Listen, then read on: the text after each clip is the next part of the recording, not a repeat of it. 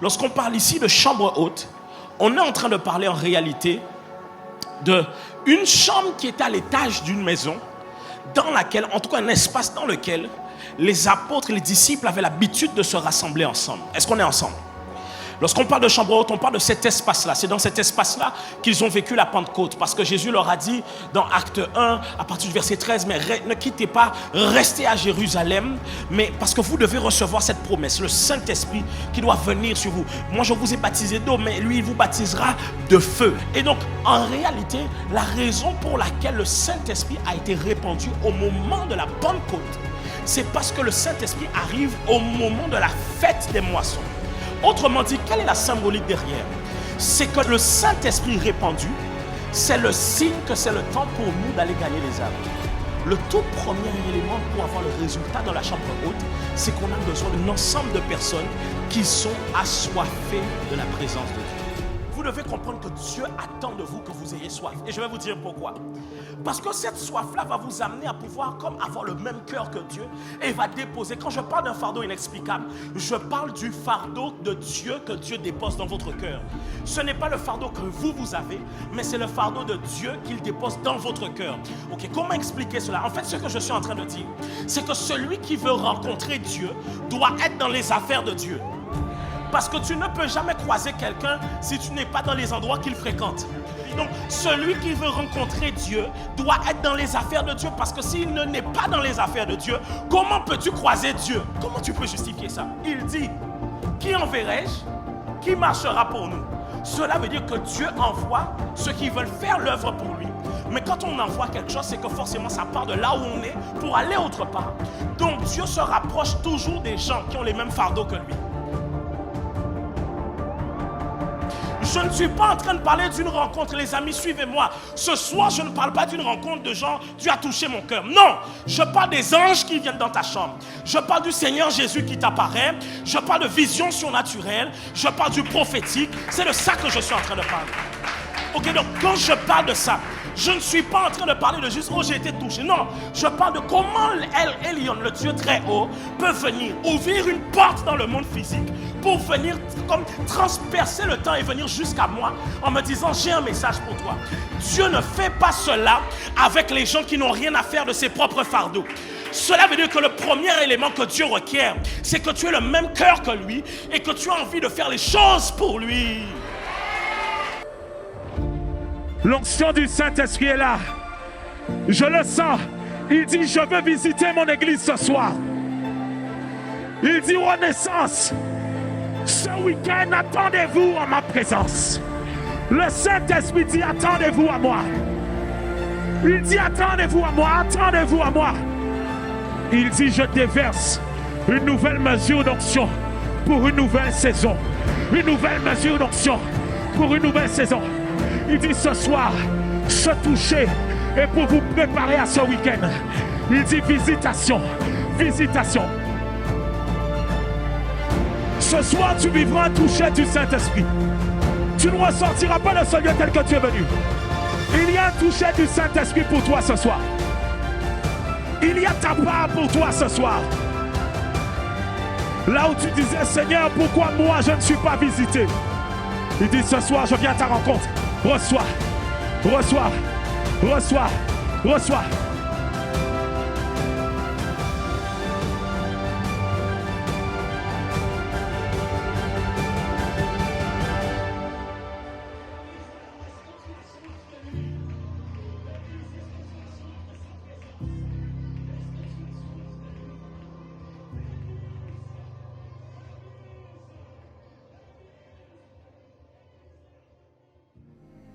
Alors, ce soir, je veux vous parler spécifiquement de l'onction pour guérir les cœurs brisés. L'onction pour guérir les cœurs brisés. Ce soir, mon message s'adresse à plusieurs personnes, mais le Saint-Esprit a pointé du doigt certaines personnes en me disant que ce soir, il vient encore donner une opportunité à une catégorie de personnes qui vont à l'église depuis longtemps. Et mais qui, depuis le temps qu'ils vont à l'église, n'ont toujours pas changé, n'ont toujours pas fait l'effort de travailler sur eux-mêmes. Il m'a parlé de ceux qui ont entendu beaucoup de messages, ont déjà été souvent à l'église, ont entendu des enseignements et des messages, mais qui résistent depuis longtemps. C'est comme si plusieurs personnes, vous allez à l'église, mais vous dites Amen, mais en réalité, votre fort intérieur résiste à ce que la parole de Dieu vienne vous changer. Il m'a parlé aussi de ceux qui sont présents souvent, mais qui sont là par procuration et qui reçoivent des messages pour les autres. Ils disent Amen, mais ce n'est pas un Amen pour leur propre destin, c'est un Amen où je vise mon voisin pour lui dire, est-ce que tu as entendu ce que le pasteur a dit? Il dit à chacune de ces catégories, vous allez à l'église depuis longtemps, mais c'est votre disposition présente qui a fait que depuis le temps là, vous n'avez pas encore changé. Mais il dit ce soir, il ouvre une porte afin que chacun d'entre nous, nous puissions vivre un changement palpable avec lui. Est-ce qu'on est ensemble? Ce que vous devez comprendre, c'est que nous sommes au week-end, certes, de Pentecôte. Plusieurs églises font des rassemblements.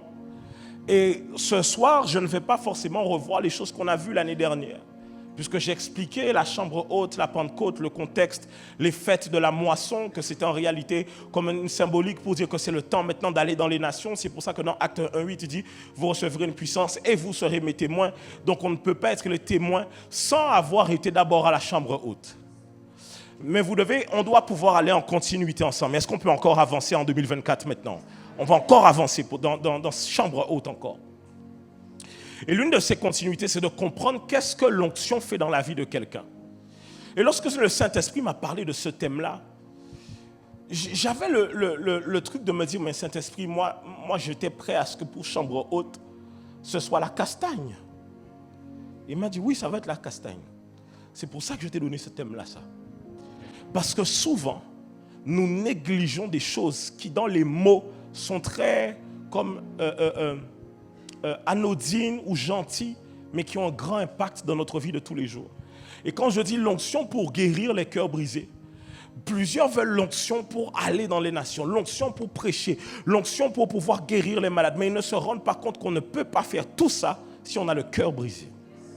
Mais qu'est-ce que ça veut dire avoir le cœur brisé? Comment on s'en sort? Qu'est-ce que cela implique? Avant d'aller jusque-là, ce que l'on va voir, c'est que Jésus lui-même, il a vécu sa chambre haute. Jésus va dire ceci aux disciples. Dans Actes 1:8, mais vous recevrez une puissance. Le Saint-Esprit quoi? Survenant où? Survenant où? Il dit le Saint-Esprit survenant sur vous. Cela veut dire qu'il y aura un revêtement qui va se faire. Et c'est ce revêtement qui va vous permettre de rentrer dans les choses auxquelles le Seigneur vous a appelé. Mais la question qu'on est en droit et qui est légitime de se poser, c'est Seigneur, tu veux que nous, on soit revêtus, mais toi, est-ce que tu es revêtu? Et oui, la Bible dit que lorsque Jésus est sorti du moment du baptême d'eau, le Saint-Esprit est descendu comme sur la forme du colombe. Et il a dit, celui-ci est mon fils bien-aimé, celui en qui j'ai mis toute mon affection. Et la Bible dit, Jésus, rempli du Saint-Esprit, sorti du désert. Est-ce qu'on rentre là dans le désert? Est-ce qu'on est ensemble jusque-là? Mais maintenant, il y a l'après-désert. Dis avec moi l'après-désert. Dis avec moi l'après-désert. Et voici ce que la Bible dit dans l'après-désert. Luc 4, 14, verset 21. La Bible dit ceci. Jésus, revêtu de la puissance de l'Esprit, retourna en Galilée et sa renommée se répandit dans tout le pays d'alentour. Il enseigna dans les synagogues. Il était glorifié par tous. Il se rendit à Nazareth, où il avait été élevé selon sa coutume. Il entra où? Dans le jour de quoi? Et il se leva pour faire. Et quelle lecture Jésus a fait? Il dit,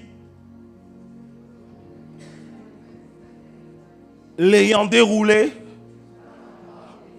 et qu'est-ce qu'il dit? Donc Jésus vient annoncer la saison de ce qu'il avait dit aux disciples d'attendre. En disant, le Saint-Esprit survenant sur vous. Là, Jésus arrive. Après le désert, il dit, ce que Ésaïe a dit là, c'est pour moi aujourd'hui. L'Esprit du Seigneur est sur moi. Et il dit quoi? Parce qu'il m'a oint pour annoncer une bonne nouvelle aux pauvres. Il m'a envoyé pour guérir ceux qui ont le cœur, pour proclamer aux captifs et aux aveugles, pour Cela veut dire que dans ce week-end, le Saint-Esprit viendra te revêtir par sa puissance dans le nom de Jésus. Il y a une onction, je ne sais pas si je parle à quelqu'un ce soir, et je ne veux pas parler à quelqu'un qui veut juste être dans l'engouement pour l'engouement, mais qui comprend quel est le rendez-vous de ce week-end. Il y a un revêtement particulier qui se fait ce soir, qui a commencé dès hier soir et qui continue encore ce soir, afin de pouvoir mandater plusieurs dans cette dernière portion de l'année à pouvoir accomplir des exploits au travers du Saint-Esprit. Je prie maintenant que l'onction du Saint-Esprit se répande dans cette salle et touche plusieurs hommes et plusieurs femmes dans le nom de Jésus. Que sa présence te remplisse de là où tu es. Que sa présence te remplisse et puisse te revêtir de là où tu es. Alléluia.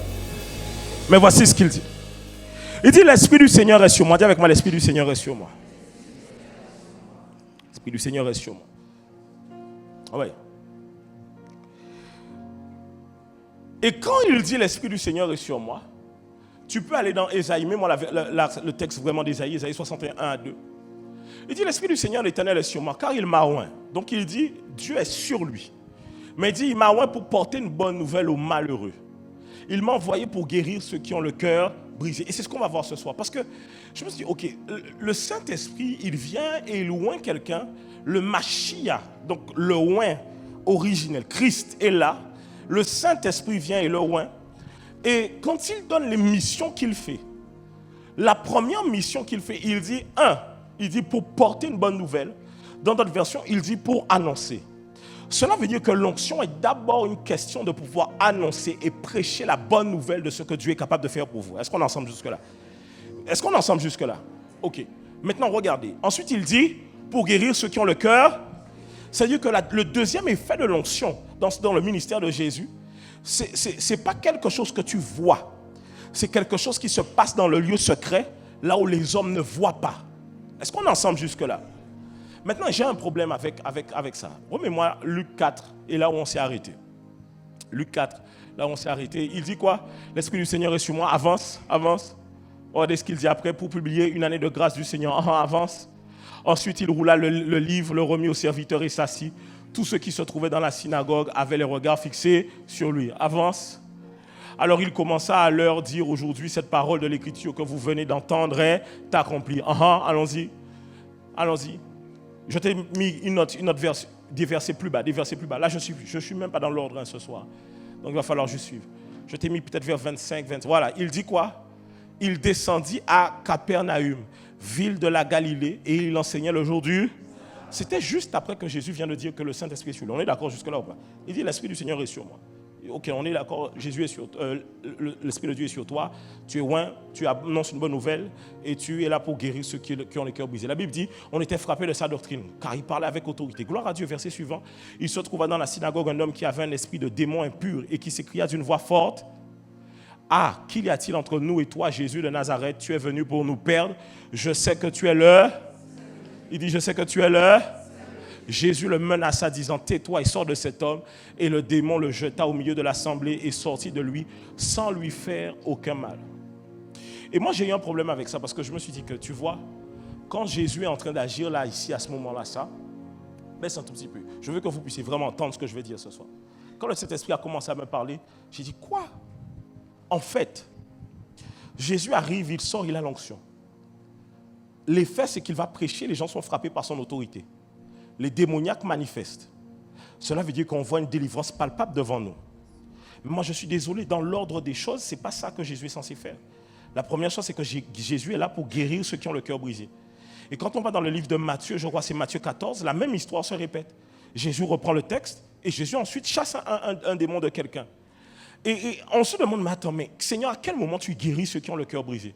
Et c'est là où le Saint-Esprit me met un point dessus. Il me dit, en fait, ce que vous devez comprendre ce week-end, c'est qu'en réalité, guérir le cœur brisé de quelqu'un, c'est la clé de sa délivrance. Quand les gens sont possédés par des esprits méchants, l'axe sur lequel il faut appuyer là, c'est le cœur qui a été brisé. Parce qu'il faut pouvoir comprendre comment l'esprit est rentré dans la vie de cette personne. Et je ne parle pas de ton voisin, je parle de toi. Ne réfléchis pas à quelqu'un dans ta famille qui a un cœur brisé, tu dis, ah oui, il a besoin de délivrance. Des fois, c'est toi-même. Et je vous assure, pourquoi? Parce que si vous prenez tout ce message-là, voici comment le diable va travailler ce soir. Il va essayer que pendant tout le temps où tu entends le message, tu penses à quelqu'un d'autre et tu ne penses pas à toi. Alors que toi-même, tu as tes propres combats qui te poursuivent depuis plusieurs années. Mais ce soir, tu as gagné dans le nom de Jésus. Est-ce qu'on est ensemble? On peut me mettre un peu de volume, s'il vous plaît. On est ensemble? Je peux avancer? Ce soir, je ne vais pas vraiment à chaque fois suivre à la lettre mes notes parce que je veux vous parler, vraiment aller droit au but là sur ce que je dois vous dire. On peut avancer encore? Ok. Alors donc, le travail que Jésus fait là, c'est de guérir ceux qui ont le cœur brisé, mais directement, on voit Jésus opérer des délivrances. La question qu'on peut se poser, c'est pourquoi quand même le Saint-Esprit m'a parlé, je me dis, mais quel est le lien entre ceux qui ont le cœur brisé et le fait d'obtenir une délivrance? Et c'est là où, quand vous allez dans l'étymologie même du mot cœur, c'est les définitions que l'on donne du mot cœur là dans le texte de Ésaïe 61.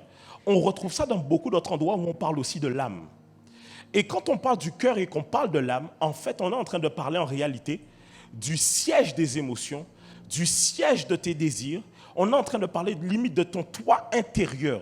Cela veut dire qu'il y a un siège, il y a un lieu où tout se décide dans ta vie. Est-ce que tu me suis jusque-là? Tu es sûr que tu me suis ou pas jusque-là? Par exemple, lorsqu'on parle du cœur, on parle dans les traductions, on parle de l'homme intérieur, de l'esprit, de la volonté. Par exemple, nous croyons que nous sommes un esprit possédant une âme et habitant dans un corps. Mais il y a des gens qui ont une doctrine qui croient que l'âme et l'esprit sont deux choses qui sont semblables en réalité. Est-ce qu'on est ensemble jusque-là? Alors, je veux que tu comprennes une chose. Le cœur, comme on parle du cœur, mais le cœur de ton existence, ce n'est pas ton cœur en tant que tel, ton cœur physique. Mais c'est ce qu'on appelle le cœur ou ce qu'on appelle l'âme encore. C'est la raison pour laquelle dans le livre de Jacques, il dit ceci. Bien-aimé, je souhaite que tu prospères à tous égards comme prospère l'état de ton âme. Cela veut dire que la prospérité de ton âme, la bonne santé de ton âme est intimement liée à l'état de ta vie. En d'autres termes, si tu ne vas pas bien dans un domaine de ta vie, il suffit que l'on aille regarder ton âme pour savoir quel est le problème. Tu vois, si tu es venu ce soir à chambre haute en disant au Saint-Esprit, toi-même tu lui dis qu'est-ce qu'il doit faire ce soir, tu rates ce soir. Parce que tu risques de ressortir ce soir, l'onction t'a touché, d'accord, mais en fait là tu es toujours prisonnier. Alors que l'onction est là pour libérer les captifs et libérer les opprimés. Ce soir, je vais vous... Les amis, ce soir, délivrance pratico-pratique. Ça veut dire qu'après ça, comment un esprit fait pour...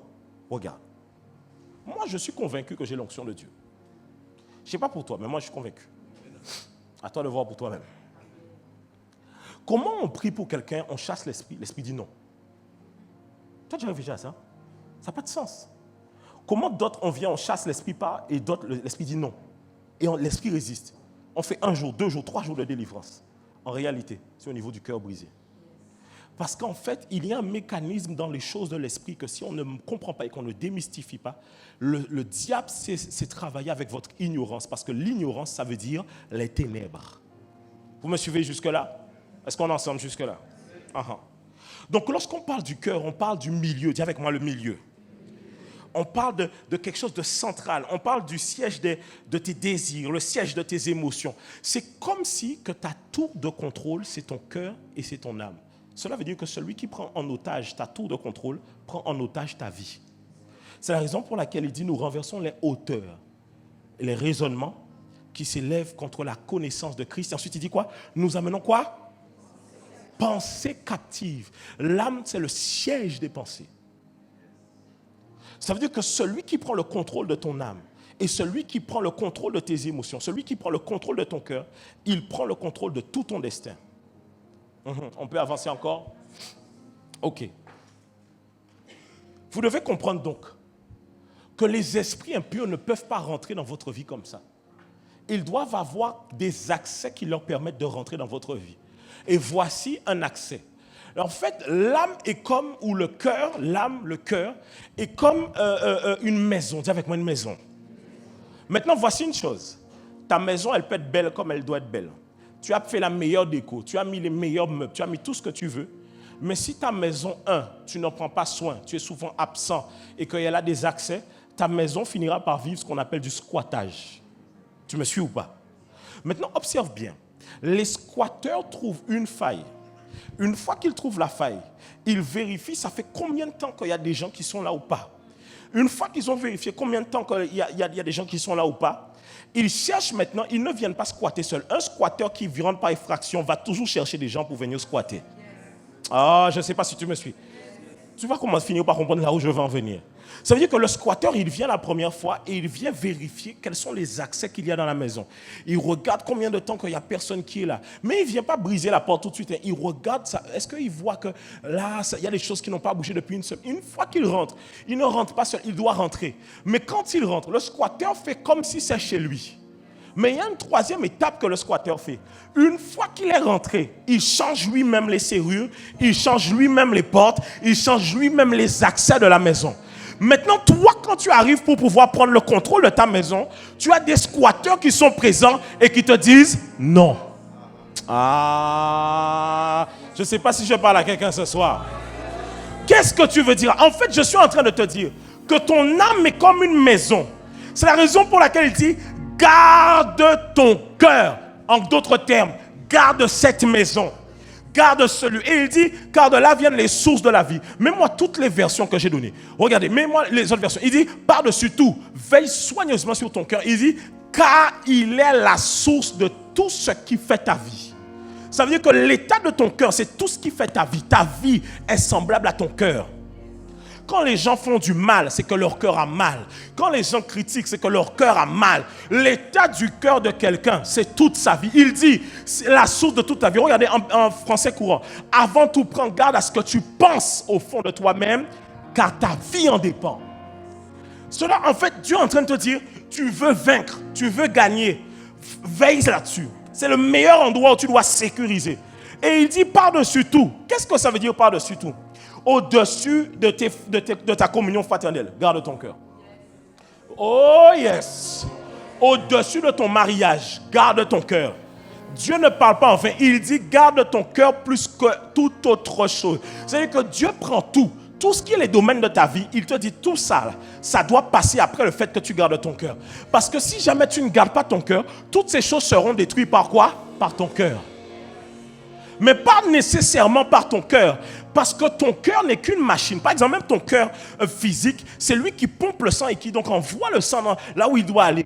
Donc même spirituellement, ton cœur n'est qu'une machine. Il n'a pas forcément comme un penchant dans un sens. Le problème de ton cœur, c'est qu'il siège à l'intérieur, qui a squatté depuis longtemps et qui est rentré dedans. Maintenant, comment les squatteurs font pour rentrer dans ton cœur et dans ton âme? Au travers simplement des blessures et des choses que tu vis. Oh yes. Écoutez-moi bien. Quelqu'un qui a vécu un traumatisme qui l'a amené à déclencher la colère chez lui, cette colère-là qu'il va pratiquer va ouvrir la porte à un type d'esprit qui sera les esprits de colère. Quelqu'un qui a regardé, vous avez jamais remarqué qu'une femme qui a vécu des abus ou un homme qui a vécu des abus, leur mode d'appropriation de leur corps, c'est de baisser dans l'état de leurs mœurs. Vous avez jamais remarqué ça? C'est parce qu'en réalité, les actions qui vont suivre sont intimement liées à la brèche qui a été ouverte à l'intérieur de leur cœur. Donc comment le diable rentre dans la vie de quelqu'un?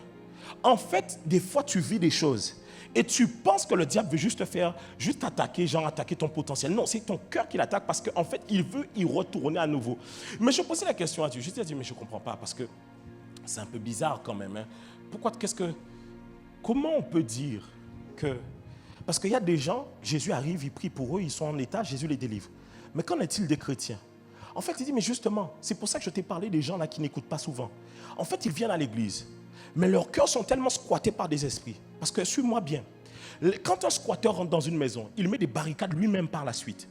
Il met des barricades pour se protéger de ceux qui veulent rentrer, alors que lui-même est rentré illégalement. Donc quand un mauvais esprit rentre dans quelqu'un ou dans le cœur de quelqu'un, il met des barricades qui sont des forteresses et des systèmes de pensée. Qui fait que quand la personne est assise à l'église, tu lui dis un message, la forteresse s'élève tout de suite pour pouvoir dire non, je ne veux pas entendre ça. C'est pour ça que beaucoup de personnes, vous fuyez les situations qui viennent enlever les barricades. Parce que le diable vous fait croire que ces barricades sont vous protéger alors que c'est pour vous maintenir en otage. Tu développes un caractère de moi, je parle mal pour te défendre. Mais ce sont tes barricades que le squatteur a mis en toi pour te dire défends-toi. Mais en fait, c'est une manière de tellement pratiquer la colère, de le nourrir lui-même dans la maison. Parce que les esprits se nourrissent par le type d'émotions qu'ils font dans la vie des gens. Oh yes. On est ensemble jusque-là ou pas? Mets-moi second 21. Mets-moi second 21. Proverbe 4, 23. Il dit, regarde, garde ton cœur plus que toute autre chose. Car de lui quoi? Maintenant, vous allez comprendre une chose.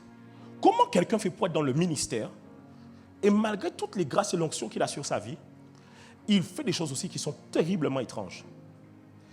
Et comment quelqu'un peut avoir l'onction du Saint-Esprit, mais que cette onction-là peut être d'une certaine manière devenue comme impropre à la consommation? Comment? La Bible dit que celui qui croit en moi, des fleuves d'eau vive jailliront de son sein. Maintenant, si au niveau de tes sources, là où l'eau jaillit, là, il y a des squatteurs, ils finiront par polluer tout ce que même. Ça veut dire que tu prêcheras l'évangile. Mais ce qui va aller dans la vie des gens, ce n'est pas l'évangile que tu prêches, c'est le caractère que tu as en secret.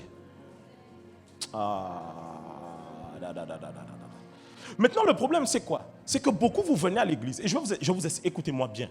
Si vous n'avez pas une profonde attitude de repentance, vous ferez toute votre vie chrétienne sans jamais évoluer.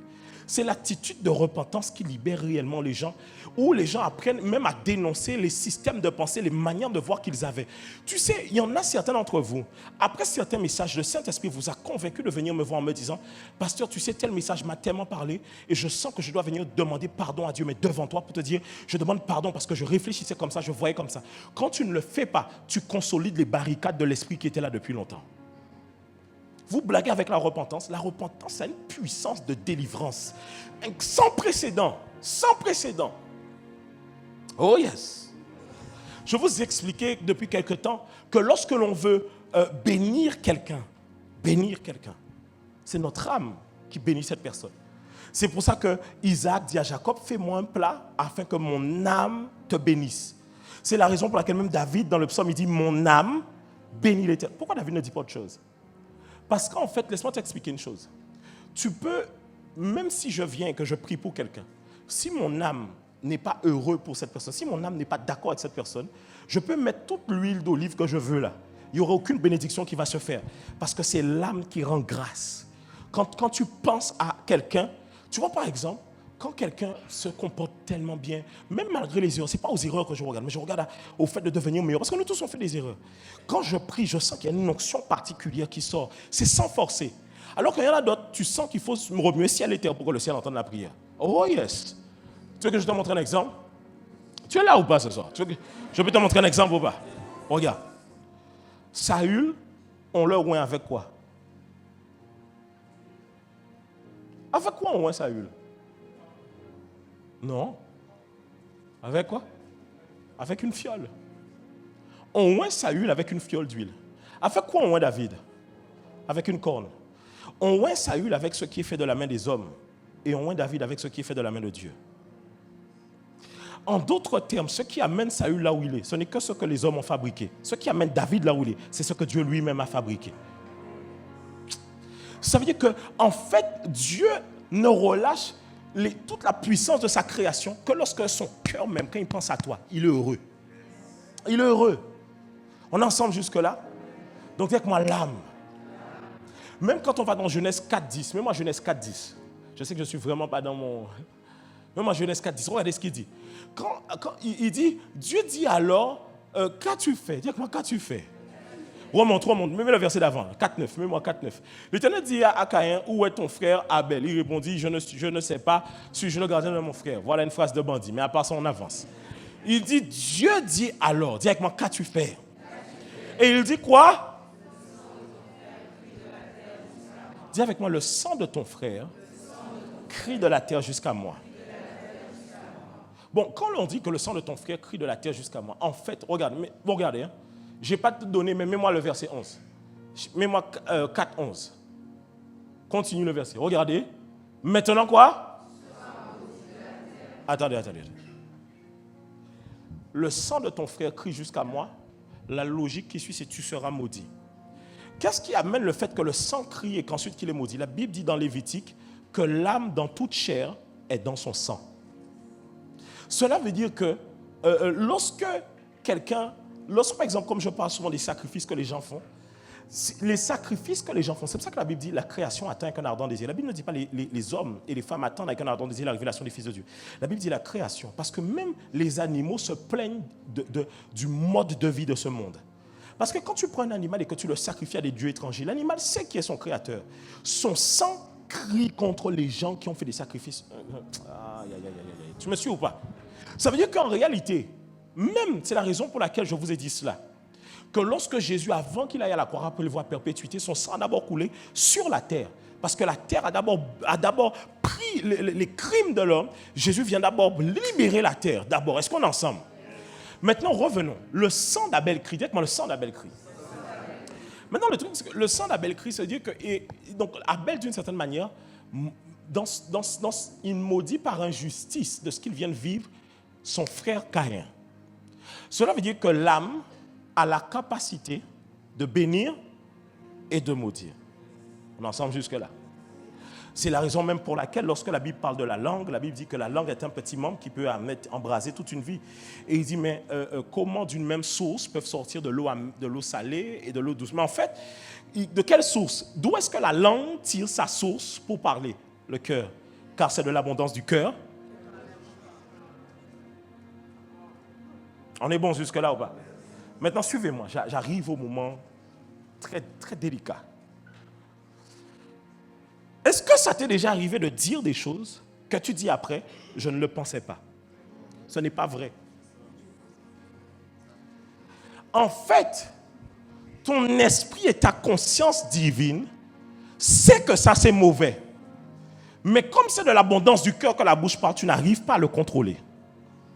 Donc maintenant, je te pose une question.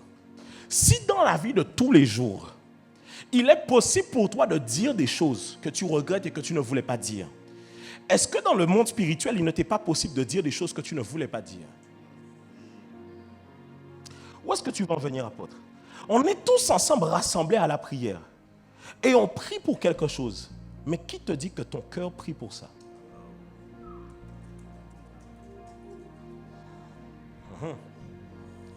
C'est la raison pour laquelle, même moi, un Corinthien qui dit nous renversons les hauteurs et les raisonnements, mets-le-moi pour qu'on puisse bien le voir. Regardez. Il dit quoi? Nous renversons les raisonnements et tout obstacle qui fait quoi? En d'autres termes, qui s'élève, ça veut dire qui s'oppose. Ça veut dire qu'on peut être là tous en train de prier, mais tu as des choses à l'intérieur de toi qui sont en train de contrecarrer la prière. Oh, ya. Vous voulez que je vous donne des exemples ou pas? Si une femme ou un homme, vous prenez ce que vous voulez, mais je peux prendre l'exemple d'une femme, a connu un homme dans sa vie. Elle est tombée enceinte de cet homme, mais cet homme l'a quitté. Cette femme-là vit une espèce de déchirure de l'abandon. Elle a un rejet qu'elle vit parce que l'homme m'a quitté. Mais là où elle va chercher sa réparation, c'est dans l'enfant qu'elle va avoir. Ainsi, ce qui va penser sa blessure d'avoir été rejetée, c'est l'enfant qui est arrivé. Donc elle s'attache à l'enfant parce que l'enfant devient comme son symbole de restauration. Maintenant, plus tard, cet enfant va se marier. Et instinctivement, c'est comme si quelque chose éclate dans la tête de la mère.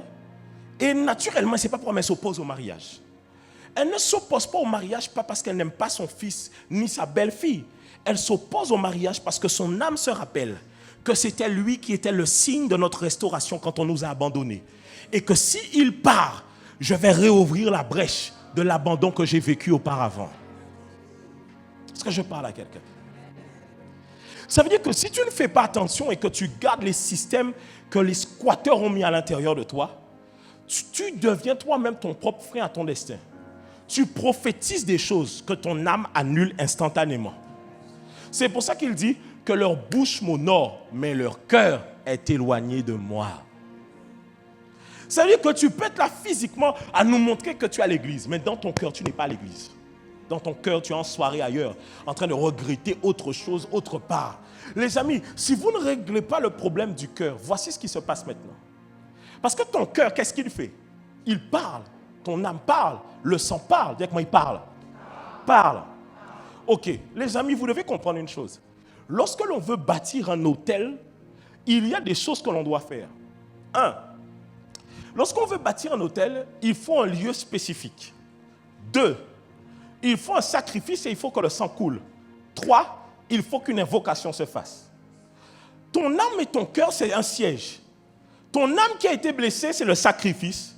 Et ton âme qui parle, c'est l'invocation. Maintenant, comprends une chose. La Bible dit, désormais, vous verrez le ciel ouvert et les anges monter et descendre sur le Fils de l'homme. Mais ce qui nous amène à monter, ce qui amène les anges à monter et descendre, ce sont nos sujets de prière, n'est-ce pas? Parce que la Bible explique que quand Daniel a prié, l'ange est venu apporter la réponse. Cela veut dire que quand tu pries, les anges montent avec tes requêtes et redescendent avec tes requêtes. Maintenant, quand ton cœur maudit les gens en secret, est-ce que c'est les anges qui viennent? Quel est le parfum et quel genre d'esprit que ça attire? Ça n'attire, c'est comme ça qu'un chrétien fait de la sorcellerie. C'est pour ça que la Bible dit, il te dira mange et bois, mais il n'est pas avec toi. Trouve-moi le verset dans le livre de Proverbes. Ah, oh yes. Ça veut dire que tu es là, hein? Mais en fait tu ne te rends pas compte que ta vie elle-même et ton système de pensée attirent des esprits dans ton atmosphère. Parce que les anges, eux, ils cherchent des requêtes qui montent au ciel. Dis avec moi le corps, l'âme et l'esprit. Tes requêtes charnelles ne restent qu'au premier ciel. Elles sont charnelles, elles ne sont que pour le monde terrestre. Les sorciers n'ont pas leur esprit régénéré, donc ils fonctionnent avec leur âme. Donc ton âme ne peut monter qu'au deuxième ciel. Et c'est ton esprit qui monte au troisième ciel. Ça veut dire que c'est ce qui est guidé par le Saint-Esprit qui a la porte ouverte pour entrer au troisième ciel jusqu'à Dieu. Mais lorsque tu réfléchis maintenant avec les blessures de ton âme, tu ne vas que dans le deuxième ciel. Tu ne fais que parler dans une espèce... J'ai pas envie de dire ça, mais... Non, c'est bizarre quand même. Ça ressemble à tes gens là sur Instagram qui disent des choses bizarres. J'ai dit que dans une fréquence, tu vois. Oui, mais c'est ça. En fait, les pensées de ton âme ne font qu'émaner des choses qui relâchent un parfum qui n'attire pas les anges de Dieu, qui n'attire pas les esprits qui viennent de Dieu, mais qui attire les esprits démoniaques et impurs. C'est la raison pour laquelle, lorsque Jésus dit « L'Esprit du Seigneur est sur moi, car il m'a oint », les premiers gens qui manifestent l'onction, c'est les démoniaques. Et quand vous observez comment Jésus prie pour les démoniaques, à des moments où les aveugles, ou les gens qui sont malades, observez tout cela, il y a toujours un truc des fois que Jésus demande. L'aveugle vient, il prie pour lui, il lui dit, sors du village. C'est qu'il y a quelque chose qui fait que tu es là-dedans. Il dit des fois, va et ne pêche plus. Va et tes péchés te sont pardonnés. C'est-à-dire qu'il y a quelque chose auquel l'esprit se rattache et maintient. C'est comme ça que maintenant, le problème, c'est que beaucoup d'entre vous, je vous assure, si vous ne prenez pas ce week-end-là de faire le choix de réellement travailler sur moi-même et de changer complètement, ça veut dire quoi? D'avoir une attitude différente par rapport à la parole de Dieu, ça va être très difficile pour vous. Parce qu'en fait, beaucoup d'entre vous, vous voulez garder la face aux yeux de l'Église et aux yeux des pasteurs. Vous n'aimez pas, en fait, quand on arrive sur des points, tu n'aimes pas qu'on rentre dans le non-non du non-non parce que ce genre de point-là te met à nu. Mais tu ne te rends pas compte que ce n'est pas toi que tu caches. Ce que tu caches, c'est un système, c'est un état d'esprit et ce sont des esprits démoniaques qui, eux, t'amènent à agir d'une certaine manière et qui t'oppressent. C'est pour ça qu'il dit, je suis venu annoncer la libération aux opprimés. Opprimés. Oh yes. Oh yes. Tu vois, quand par exemple, regarde, je te donne un exemple. Un homme de Dieu racontait une histoire. Il disait qu'il y avait un frère. À chaque fois que sa femme allait quelque part, il n'arrêtait pas de demander à sa femme, tu es où? Il vérifiait toujours. Est-ce que tu es là-bas? Est-ce que tu es là-bas? Est-ce que tu es là-bas? Et tout le monde a commencé à se dire, mais le frère là, il est quand même jaloux quand même. Hein?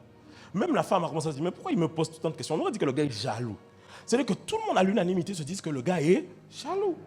Parce que tout le temps, il ne fait que demander où est-ce que tu es, où est-ce que tu es, où est-ce que tu es.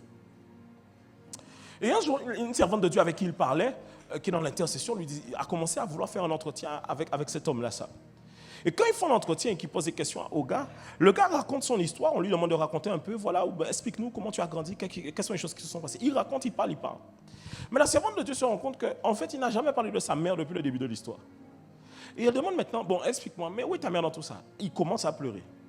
Et en fait, il explique son histoire. Le gars, en fait, quand il était collégien, et je crois qu'il était en internat, soit dans un lycée, ou soit au collège, dans une autre nation, donc ce n'est pas notre système éducatif, il était dans un internat.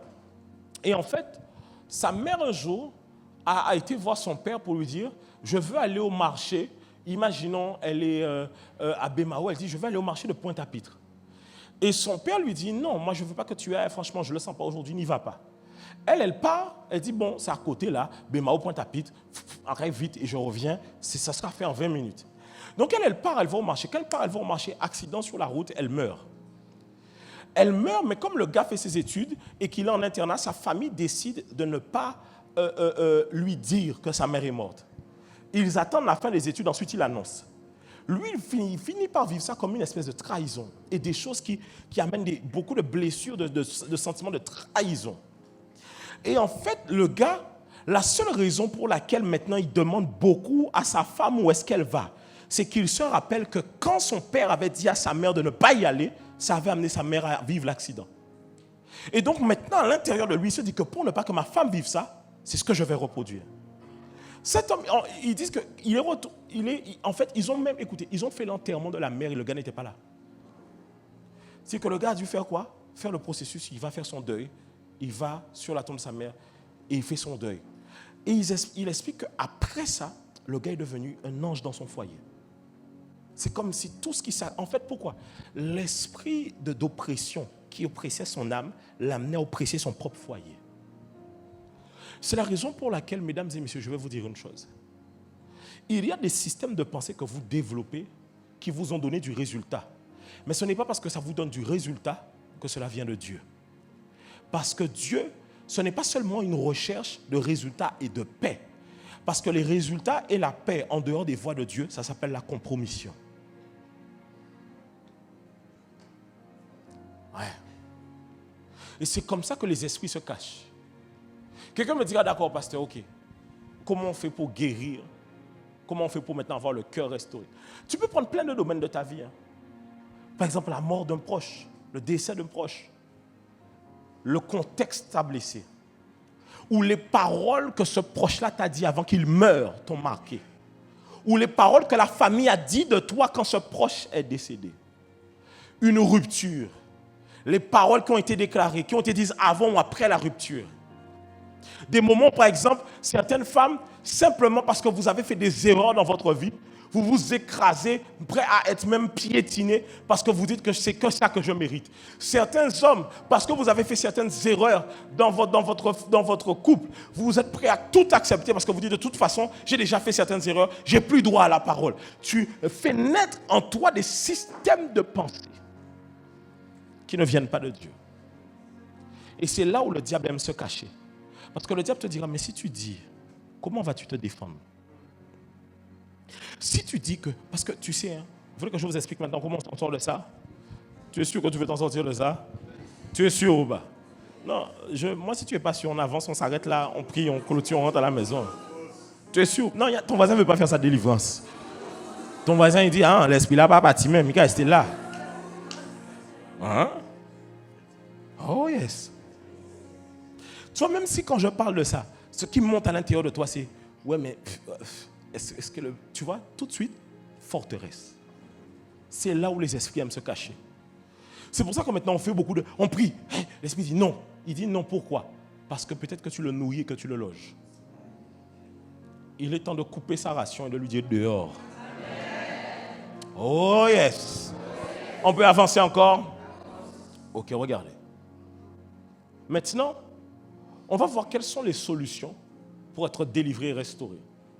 Ce soir, je fais juste l'introduction de cela pour que dans les 3 prochains jours, parce qu'en fait, il y a un travail que le Saint-Esprit va faire. Au sortir de ces 3 prochains jours, il va amener un vent de libération, un vent de délivrance et un vent de restauration. Parce que certaines promesses ne viendront jamais à toi tant que ton cœur ne ressemble pas à la promesse que Dieu a prévue. Il y a un cœur qui correspond aux promesses que Dieu a pour toi. Et tant que ton cœur n'y ressemble pas, Dieu n'y amènera rien sur ton destin.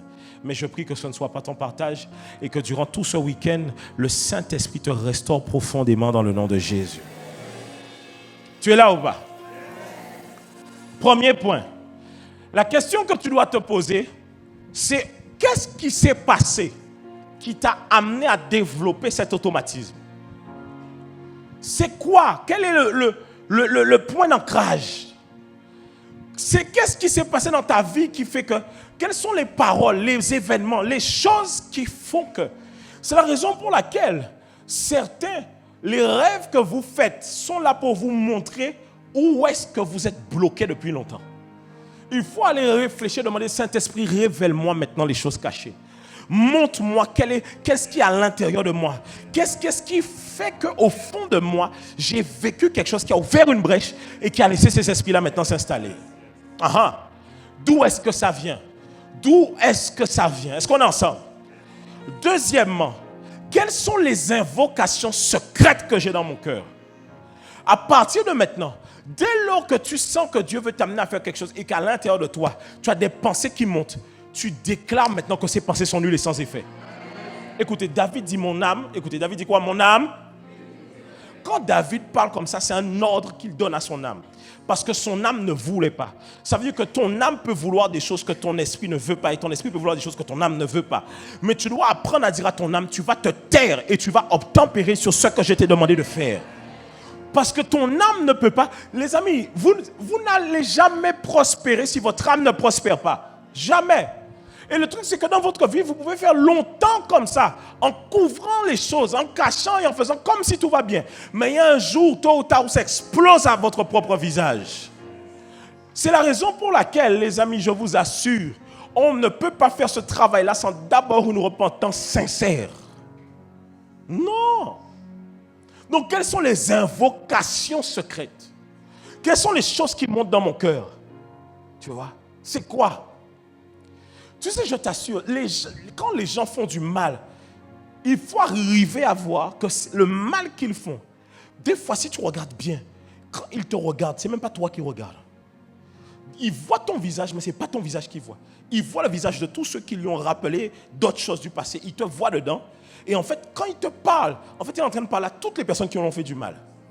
Quand elle te parle, elle est en train de pointer du doigt toutes les personnes qui lui ont fait du mal. Ça veut dire qu'en fait, c'est son âme qui est en train de crier. Elle ne peut pas faire autrement. C'est son âme qui est en train de crier. Elle ne peut pas faire autrement. Son âme crie.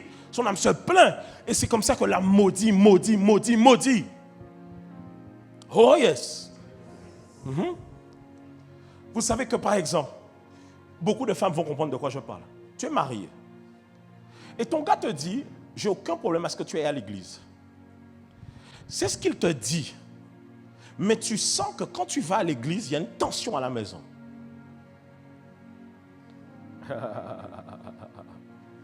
Qu'est-ce qui amène la tension? De sa bouche, il ne dit rien. Mais son âme dans la maison crie contre le fait que tu ailles à l'église. Et il relâche une atmosphère. Il n'a même pas besoin de te dire. Mais tu sens qu'il n'est pas pour. Tu sens qu'il y a un truc. Même quand il te dit bonjour, il te dit bonjour comme d'habitude, mais tu sens que dans le bonjour, il y a un truc. Parce que son âme parle contre le fait que tu es. Parle contre ça. Mais ce soir, toi, tu ne resteras pas dans cette situation dans le nom de Jésus. Les amis, vous savez des fois, c'est pour ça que, même quand, je vais vous dire une chose, je fais confiance, ça va vous choquer. Et c'était ma femme qui me disait ça beaucoup au début de notre mariage. Je fais confiance aux gens, même quand ils sont indignes de confiance. C'est que tu sais, des fois, je vois quand les gens ont des problèmes d'âme. Mais je te fais confiance. Parce que si je t'abandonne maintenant, là, tu ne vas jamais t'en sortir. Il n'y a personne qui aura la patience pour prendre le temps avec toi pour te dire que, en fait, je vois que c'est ton âme là qui te pose problème, mais je vais rester toi, je vais te couvrir bien comme il faut. Oh yes. Oui. Et le problème avec les trucs d'âme, c'est que celui qui amène la restauration de l'âme et celui contre qui les squatteurs vont se retourner. Ça veut dire que ton âme te poussera à maudire celui qui t'aide à être restauré. C'est la raison pour laquelle, quand quelqu'un a un problème d'âme, c'est une bombe à retardement. Et c'est pour ça qu'il faut beaucoup de sagesse, parce que c'est soit on la désamorce, soit elle explose au visage. Moi, je crois que tu vas t'en sortir. Je crois que tu sortiras de ce siècle. Je crois que tu sortiras de ce genre de choses. Oh yes. Oh yes. Par exemple, quand ton âme a une tendance à toujours crier à l'injustice, même quand je vais te corriger pour ton bien, tu me verras mal.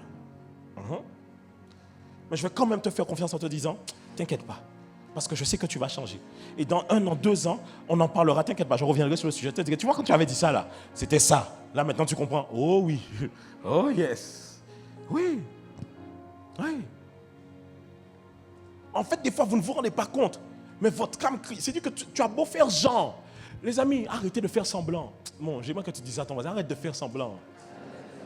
Tu auras beau faire le grand chrétien, le fort, le stable, le mature, le ta. Ça veut, ça, écoutez, devant un homme d'esprit, ce genre de choses-là, ils n'ont pas qu'à mettre Benzi en nous. C'est pas vrai. On voit quand il y a... regardez, même sur ma propre vie, je vois quand c'est mon âme qui parle. Je dis un truc, je dis que, hey, Seigneur, mon âme, il faut apprendre à te taire.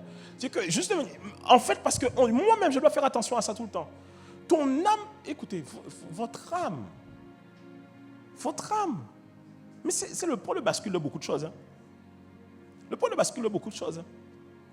Le point de bascule de beaucoup de choses. Parce qu'en plus de ça, regardez.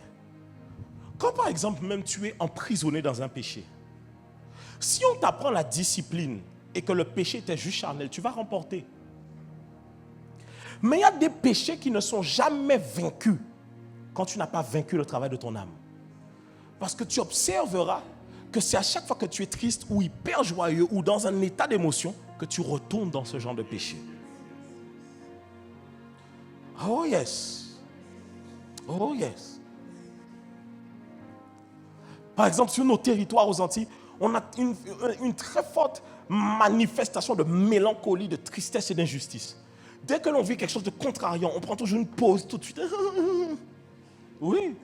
C'est-à-dire que, en fait, on sent qu'il faut même se tirer, sortir de là pour que respire, voir quelque chose à nouveau. Oui. Qui sont les squatteurs qui sont là depuis longtemps? Qui ont pris la maison en otage, qui ont mis des barricades, qui ont fait la déco et qui ont amené toute leur famille là à l'intérieur de toi. C'est qui les squatteurs? Ce week-end, les squatteurs vont sortir dans le nom de Jésus. Non. Les guys, ce week-end, ne faites pas semblant. En fait, quand Dieu m'a donné le thème, j'ai dit que quoi? En fait, Dieu fait un travail en profondeur. Et depuis plusieurs mois, c'est ce qu'il fait. C'est les mêmes trucs qui reviennent. Et quand il a commencé à me parler, j'ai dit que waouh. Donc, en fait, là, je le savais déjà, mais tu te rends compte que la seule chose à laquelle... Ok, j'ai besoin de 3-4 gars. Venez. Parce que là, on va bousculer des gens, donc les sœurs, c'est pas la peine. Ok, tiens, Patrick, mets-toi au milieu. Regarde les gens en face. Ok.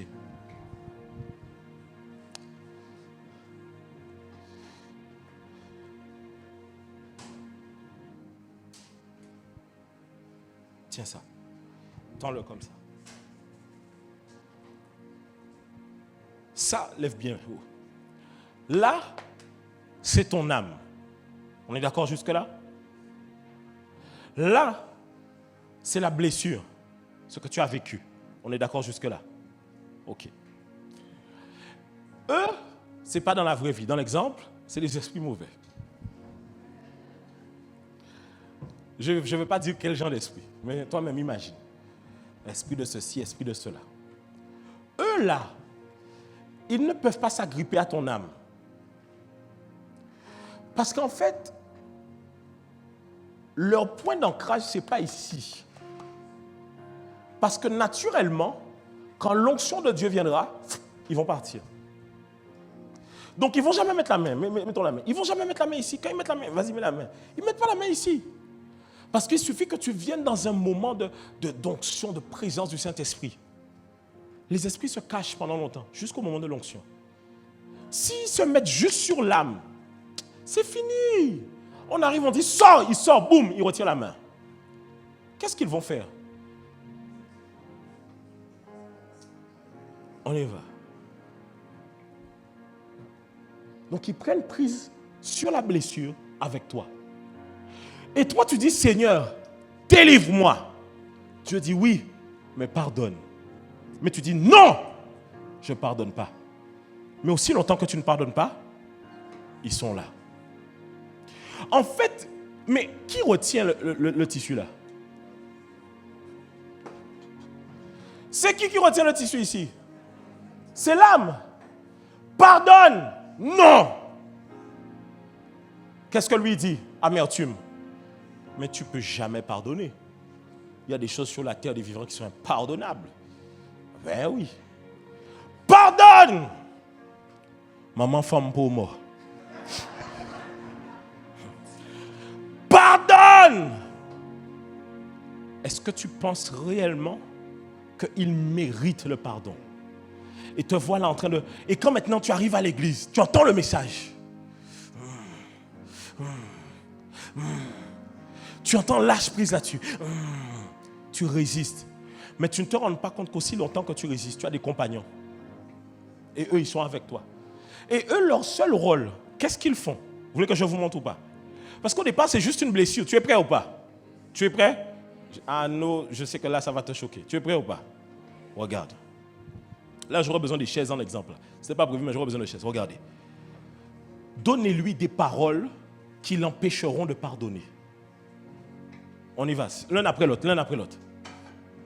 Tenez. Tiens. Donnez des paroles qui vont l'empêcher de pardonner. Vas-y. T'as pas vu ce qu'elle t'a fait? T'as vu ce que? Ce qu'elle t'a fait? Tiens, regarde, tiens. T'as vu comment elle t'a mal parlé? Franchement, tu vas prendre ça? T'as vu comment t'as lâché pour un autre gars et t'aimes pas?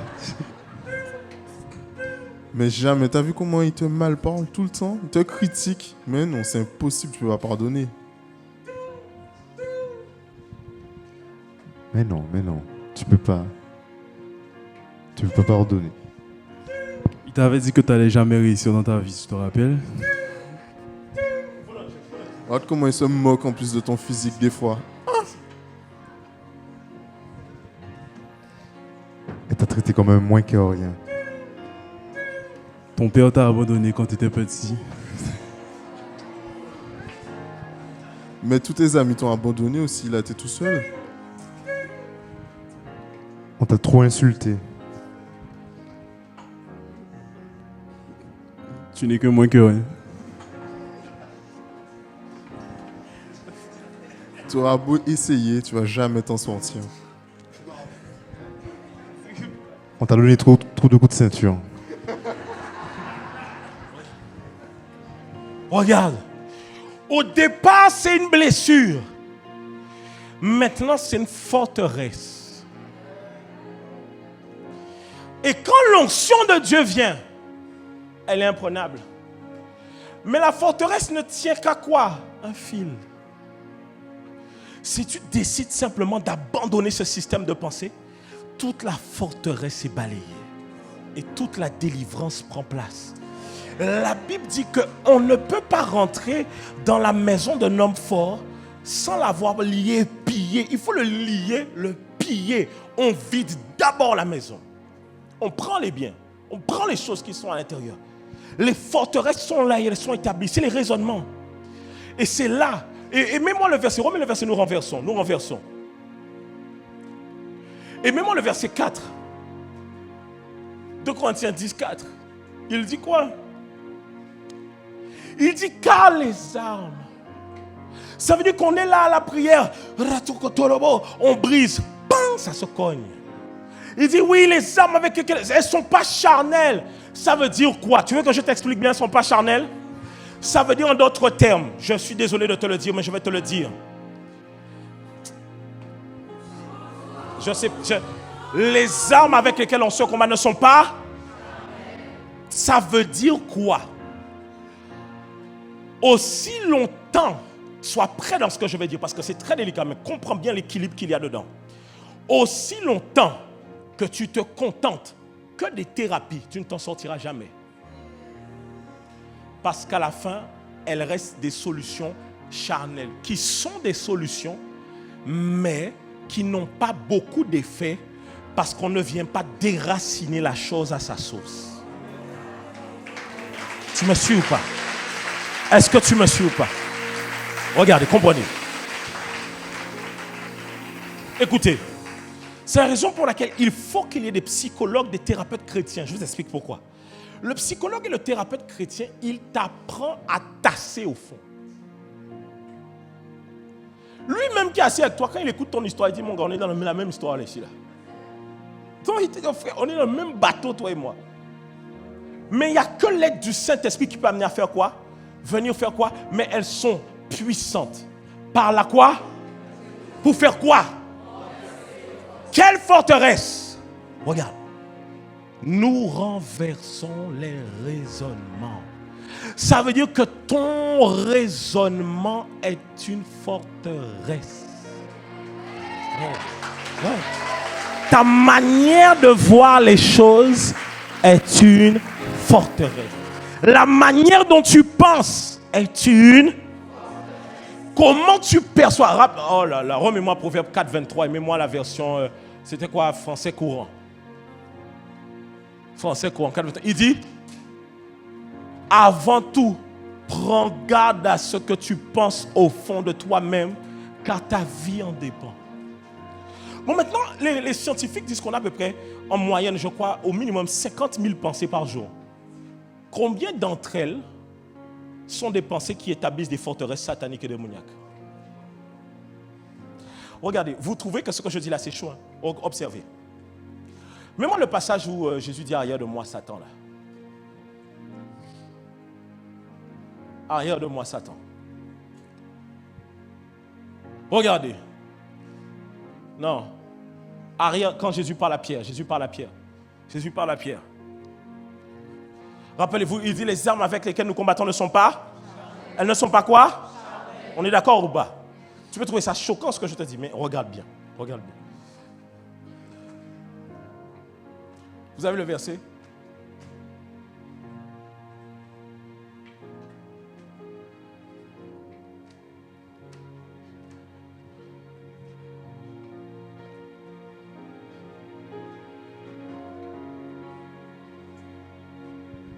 Vous l'avez, c'est bon les médias?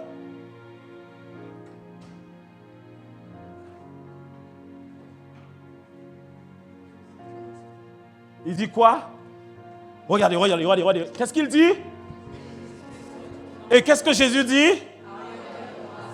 Il dit arrière de moi qui? Arrière de moi qui? Arrière de moi qui? Il parle à qui?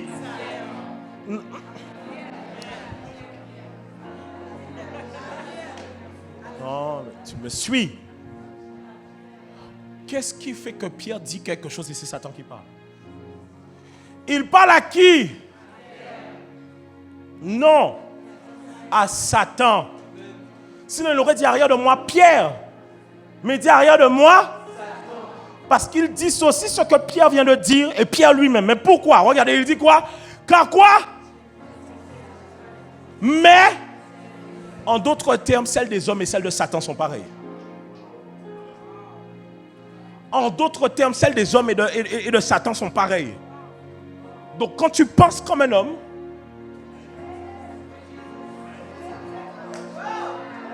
est-ce que tu me suis ou pas?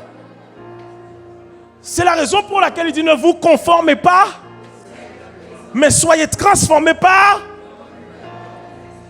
Ça veut dire quoi? Je ne peux pas réfléchir comme un simple homme. Les simples hommes réfléchissent comme Satan. I'm sorry, c'est la Bible même qui le dit là ici. C'est la Bible même quand par exemple l'âme, le terme âme, le même terme des fois on l'utilise pour parler des animaux. Le même terme on l'utilise pour parler des animaux. Et on appelle l'homme qui n'a pas Dieu, l'homme animal. Cela veut dire que toi tu es là et tu laisses des forteresses là ici. C'est ça qui combat ta vie. Et Dieu a envie de te dire une seule chose.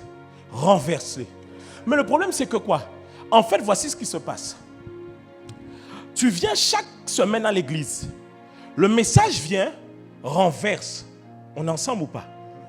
Sauf que dans la semaine, comme tu n'appliques pas, tu ne passes pas la repentance si tu n'appliques pas, tu rebâtis les forteresses.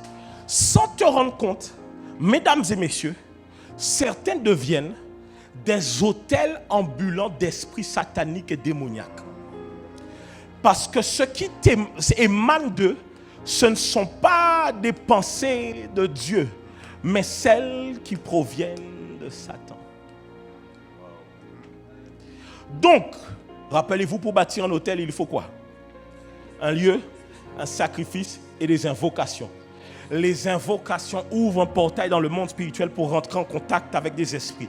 Celui qui ne fait que faire des invocations qui maudissent avec les blessures de son âme devient un autel. Et il devient maintenant quelqu'un qui devient une antenne relais par laquelle Satan passe pour agir sur la terre. C'est la raison pour laquelle quand Jésus regarde Pierre, il dit « Arrière de moi, Satan ». Il ne voit pas Pierre. Il voit l'antenne relais qui est en Pierre. Et qu'est-ce qui a libéré Pierre? Qu'est-ce qu'il a libéré? Du fait d'avoir Satan avec lui. En fait, Pierre, au fond de lui, a un désir de plaire. Oh yes! C'est le désir de plaire qui amène Satan à être présent. C'est pour ça qu'il dit que Satan t'a réclamé pour te crier comme du froment. Et tellement ce désir de plaire aux autres est présent. Parce qu'on voit Pierre marcher sur les eaux. Mais Pierre, tu as marché pourquoi? Pour nous montrer que tu marches sur les eaux ou pour vraiment tu veux faire le miracle? Pourquoi au final même tu avais les couteaux pour pouvoir couper l'oreille des gens? Bon Pierre, tu as fait tout ça de choses. Mais pourquoi quand on te demande si tu étais avec Jésus, tu renies? Ah ok. Vous voulez que je pousse encore? D'où vient cette discussion où les apôtres se demandent qui est le plus grand d'entre nous? Quand on arrive à la montagne de la transfiguration, Moïse et Élie sont là. Ça veut dire que le monde spirituel est ouvert. Pierre arrive d'après lui. On peut faire une tente pour que les gens dorment. Je suis un bon gars, je peux faire des tentes. Tu as vu, moi je suis le bon gars de la bande. Pierre, quel est ce désir de plaire là qui est au fond de toi là, qui est en train de t'amener à ta perte? Il fallait que Pierre soit amené là, au pied du mur. Ou quand on lui demande tu étais avec Jésus, il dit non, tu étais avec Jésus, non. C'est le brisement pour lui. Il est à terre, il est à terre, il est à terre. Regardez, hein, tellement Pierre avait ce désir de plaire là. Il a quand même été libéré de ça, mais ça l'a rattrapé quand même avec Christ. Tu veux savoir où est-ce que ça l'a rattrapé? La Bible dit que quand Pierre était avec les Juifs, il faisait comme s'il ne connaissait pas les païens. Oh yes. Et c'est ça qui a fait que Pierre n'a pas su amener l'évangile comme il fallait parmi les païens. À cause de ce qui est au fond de lui. L'âme, là où elle crie. Guys, le diable a des spécialités en vous donnant la paix. Parce qu'il sait que la paix vous fait croire que vous avez déjà résolu certaines choses. Jusqu'au jour où une situation vient secouer la bouteille pleine de terre et remet l'eau trouble comme elle était avant. C'est la raison pour laquelle il dit que quand l'Éternel est mon berger, il restaure mon âme, mais il dit, il m'amène près des eaux paisibles. C'est-à-dire celui qui ne renverse pas les forteresses, il devient une antenne. Et c'est ce que Rick Joyner parlait dans son livre L'Ultime Assaut. Il dit, il voit des chrétiens qui finissent par agir comme oppressés et conduits par des esprits démoniaques. Pourquoi? Leur âme est devenue un relais d'antenne. C'est-à-dire que quand Satan cherche à faire quelque chose, en fait, je comprends que quand Satan, la Bible dit Satan rôde, en fait, qu'est-ce qu'il cherche? Il cherche l'âme des gens. Celui qui souffle le plus, celui qui est blessé. C'est pour ça que le monde dans lequel on vit travaille beaucoup avec les blessures des gens. Oh yes. Regardez. Dans le monde là actuellement, il y a des sujets, plus on les aborde pour soi-disant les régler, plus ils sont présents et plus ils s'intensifient. Pourquoi? Parce que quand on t'amène des solutions charnelles, ton âme n'est pas restaurée, elle continue à maudire. Elle invoque les mêmes esprits en question. Oh yes. Je ne sais pas si je peux te dire ça. Ça va, je peux avancer ou pas? Viens Josué. Le problème, c'est que vous ne voyez pas que le monde spirituel, ils travaillent ensemble. Quand par exemple, quelqu'un est victime d'abus dans son intégrité physique, homme comme femme, ce n'est pas juste un esprit de viol qui vient. Ce n'est pas vrai. C'est l'esprit de viol, l'esprit de rejet, l'esprit d'amertume. Quand la personne est touchée, en réalité, l'esprit de viol vient, il ouvre la brèche et il dit amertume, vas-y, rancœur, vas-y. Et c'est comme ça qu'il travaille. Ça veut dire, mais regardez, suivez-moi bien. La brèche qui a été ouverte par quel esprit? Ah, c'est une chose que je vais dire. Hein. A été ouverte par quel esprit? Donc, le style de brèche fait un style de pensée. Rappelez-vous, c'est ce que j'ai dit dès le départ. La personne qui ne guérit pas, qu'est-ce qu'elle fera? Qu'est-ce qu'elle fera? Elle elle invoque constamment. Son âme parle même ce qu'elle ne veut pas dire. Mais rappelez-vous qu'on a vu que ce que l'on dit là attire des choses. Elle attire quoi au final encore?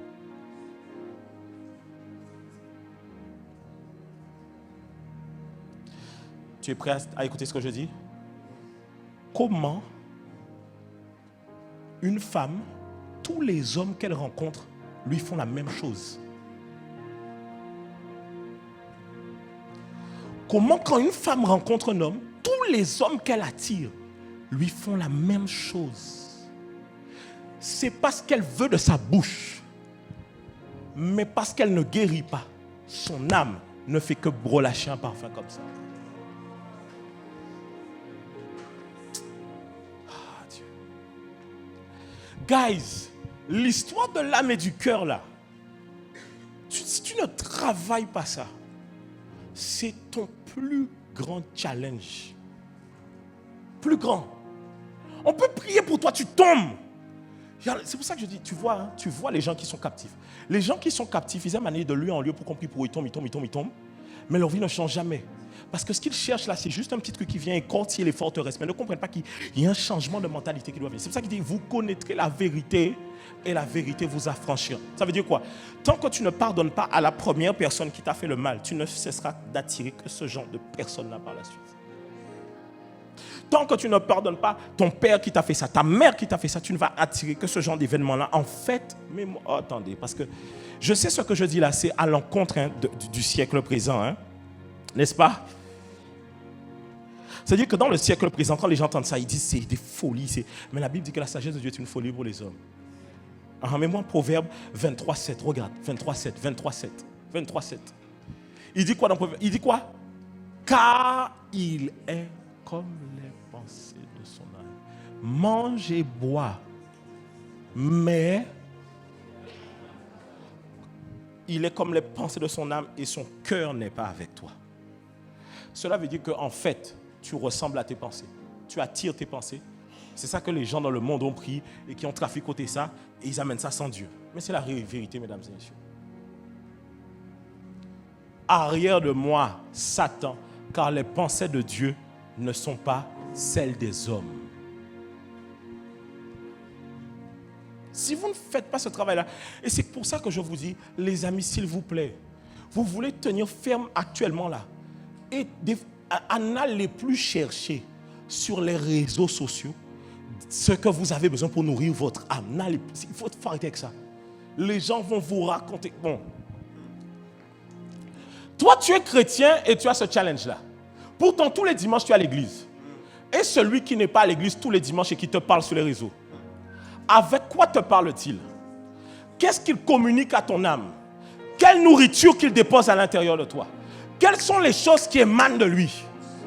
En fait, c'est comme ça que Satan, hein, c'est comme ça que Dieu a sa bonne nouvelle, Satan a sa bonne nouvelle.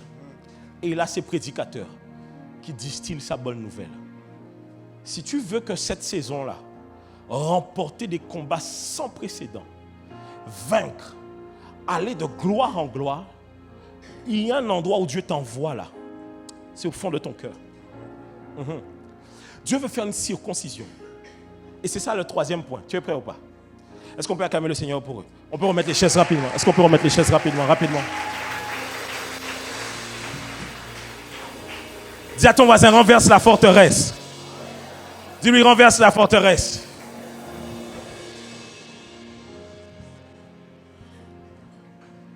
Mettez les chaises rapidement. Regardez. On a dit, première solution, il faut quoi dans la première solution? Il faut quoi? Non, te rappeler d'où est-ce que ça s'est passé. Mais effectivement, j'ai parlé de la repentance. Mais te rappeler d'où est-ce que ça vient. On est ensemble jusque-là? On a dit la deuxième chose, c'est quoi? Quelles sont les invocations secrètes? C'est ce qu'on vient de voir, parce que ça établit des forteresses. Dis-moi, ça établit des forteresses. Maintenant, écoute bien. Le deuxième point. Troisième point. Pour pouvoir vaincre, sortir de ça, il faut vivre la circoncision. Oh yes. Oui. Il faut vivre la circoncision. En fait, c'est devenu partie intégrante de ta vie. Et ça ne peut pas simplement elle dit, genre, je brise, il faut le circoncire, arracher cette partie-là de toi. En fait, il y a une nouvelle nature qui doit s'accrocher à toi. Les Juifs avaient la circoncision, et rappelez-vous, alors la circoncision des Juifs, c'était ce signe d'alliance avec Dieu. C'était un signe que je suis en alliance avec Dieu. Et Paul va nous expliquer que la circoncision que nous avons besoin n'est plus celle de la loi. Ce n'est pas de la loi. Romains 2, 29. Romains 2, 29 nous dit ceci. Mais le Juif, c'est celui qui l'est intérieurement. Et la circoncision est celle du cœur, selon l'esprit et non selon la lettre. La louange de ce Juif ne vient pas des hommes, mais de Dieu. Ça veut dire que l'apôtre Paul dit ici que le point important là, ce n'est pas la circoncision que les gens voient, les amen que tu dis, la façon que tu parles d'après toi aux autres pour montrer que tout va bien. C'est la circoncision qu'on ne voit pas, celle de ton cœur. C'est-à-dire que ton cœur doit être circoncis. En fait, il y a une partie de ton cœur qu'on doit inciser, retirer. En fait, ce n'est pas genre, on vient limite dire que non, on va arranger. On retire cette partie-là carrément. Oui, oh yes. Maintenant, la circoncision a un contexte. Parce que Dieu a demandé la circoncision à un moment précis. La circoncision se fait au 8e jour de l'enfant. Ce qui veut dire que pour circoncire quelqu'un selon les normes, il faut qu'il soit enfant. Toi, tu n'es pas un enfant.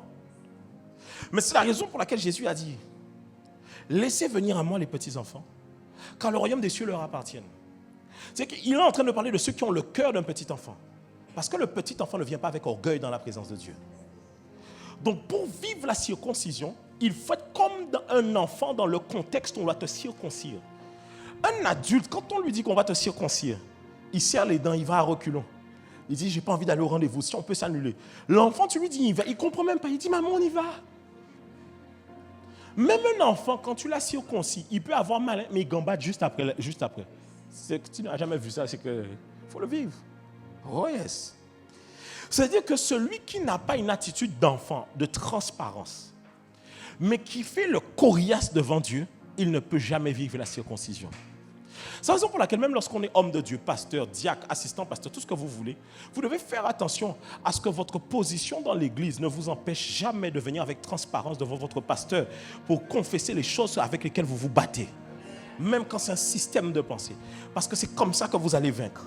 La circoncision ne se fait pas avec les adultes malverras. Non. Les malverras donnent des coups de poing au médecin. Il faut leur donner une anesthésie générale. Il faut qu'ils dorment. On lui met les stupes. Il respire. Hop, dodo. Non. On fait ça avec ceux qui ont un cœur d'enfant. C'est-à-dire que Dieu vient.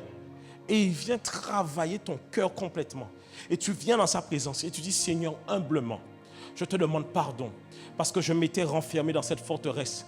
Pensant qu'à cause de ce que j'avais vécu, voici, par exemple, quand tu commences à dire, à cause de la trahison que j'ai vécue, je ne m'attacherai plus à personne. Tu as besoin de circoncision. À cause de ce que j'ai vécu à l'église, je n'irai plus jamais dans une église. Tu as besoin de circoncision. À cause du fait que j'avais dit telle chose et que finalement, on s'est servi de ça, je ne dirai plus rien. Tu as besoin de circoncision. À cause du fait que tu as dit juste une chose, on t'a bien corrigé, mais on ne t'a pas corrigé pour le mal, on t'a juste corrigé pour changer. Tu dis, je ne dirai plus rien si c'est comme ça pour pas avoir de problème. Tu as besoin de circoncision. Toute attitude que tu emploies, qui n'est pas inspirée par Dieu, mais par tes propres pensées, ton propre raisonnement, est le signe que tu as besoin d'une circoncision. Oh yes. Et tu sais, le truc, c'est que quand tu comprends que c'est ton travail pour ton destin, tu t'en fiches des protagonistes autour de toi. Parce que tu comprends que peut-être il y a des gens, tu ne feras pas toute ta vie avec eux. Et tu ne peux pas permettre que des gens d'une saison installent des systèmes de pensée pour un destin. On ne laisse pas les gens de la saison installer un système de pensée de toute une vie. Oh yes. Tu as besoin de la circoncision.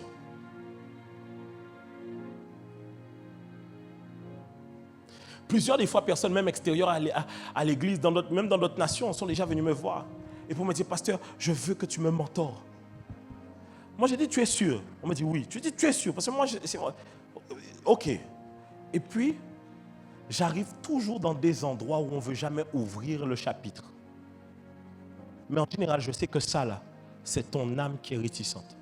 Et tu sais le pire, vous voulez que je vous dise un truc, c'est quoi? c'est que si tu ne fais pas ce travail-là, suis-moi bien, suis-moi bien. Bon, remets-moi arrière de moi Satan là. Remets-moi arrière de moi Satan. Vous allez voir. Ok, va au verset 18. Matthieu 16, 18. On va dérouler au fur et à mesure. Matthieu 16, 18. Ok, va au verset 15. Verset 15. Tu es prêt ou pas? Tu es avec moi l'âme. Tu es avec moi le cœur. Regarde. Et Jésus leur dit, et vous, leur dit-il, qui dites-vous que je suis? Ok, verset suivant. Simon Pierre répondit quoi? Ensuite, verset suivant, regardez. Jésus reprenant la parole, qu'est-ce qu'il dit? Oui.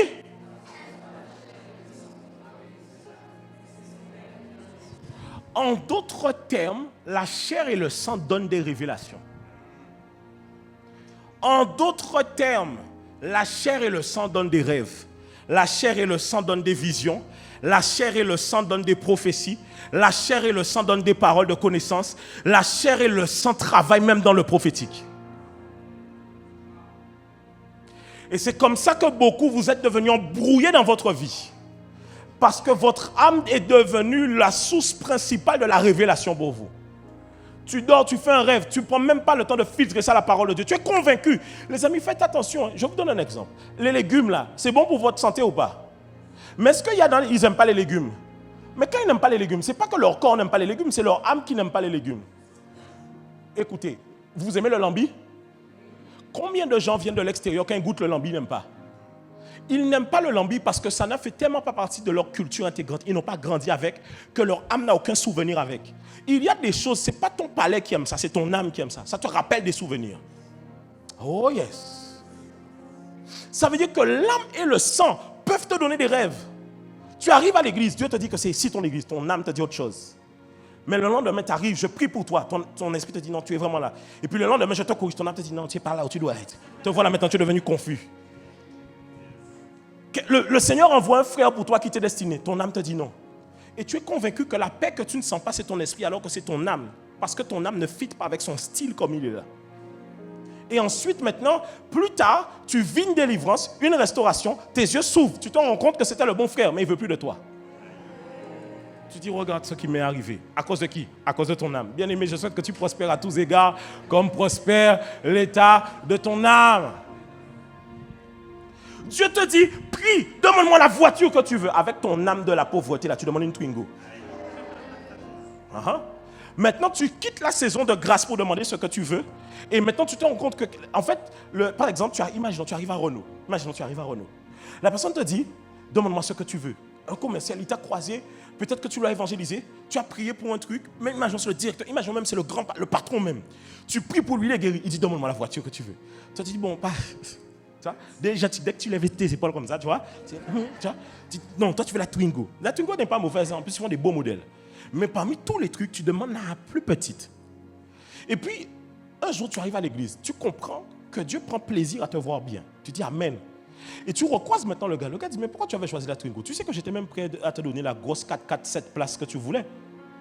Tu dis, mince, comment j'ai raté une opportunité? Pourquoi? Ton âme ne voyait pas ça avant. C'est ça qui fait que beaucoup... Écoutez, le travail qu'on fait aux Antilles, là, c'est ce qui fait que beaucoup d'Antillais ne rentrent pas dedans, à cause de leur âme. Un jour, je demande à quelqu'un, elle me dit, je suis dans telle église, ok? Écoutez bien, je n'ai pas de critique sur un style d'église, mais là, je vous parle du travail de l'âme.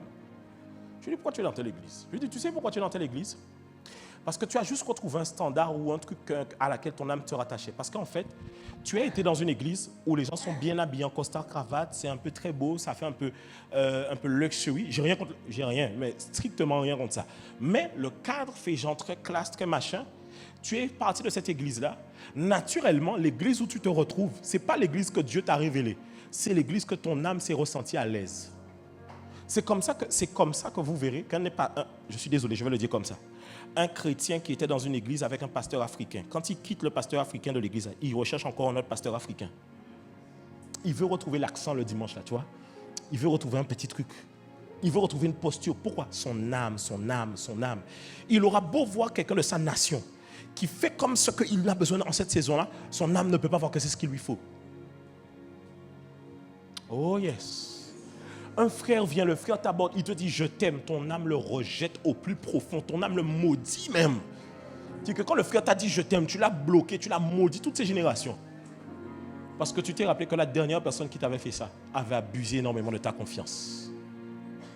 Que ton âme soit restaurée en ce week-end dans le nom de Jésus. Que ton âme soit restaurée, que ton cœur... Écoutez, il dit, et j'aime parce qu'il ne dit pas l'Esprit du Seigneur est sur moi car il m'a oint pour guérir les cœurs brisés. Il dit pour guérir ceux qui ont le cœur brisé. Maintenant, quand je regardais les textes et que je voyais même les commentateurs parler par exemple de certains chapitres, le chapitre où Jésus sort de l'Esprit du Seigneur est sur moi et qui va faire la délivrance du démoniaque, les commentateurs ne mettent pas de délivrance du démoniaque. Ils disent guérison d'un démoniaque.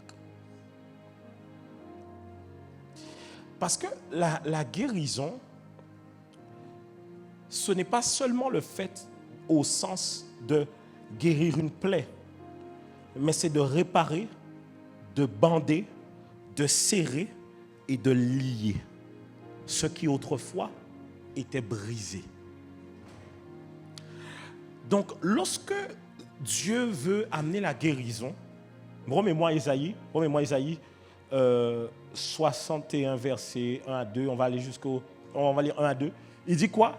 L'Esprit du Seigneur, l'Éternel est... Il dit quoi? Car l'Éternel quoi? Pour faire quoi? Ensuite, il dit quoi?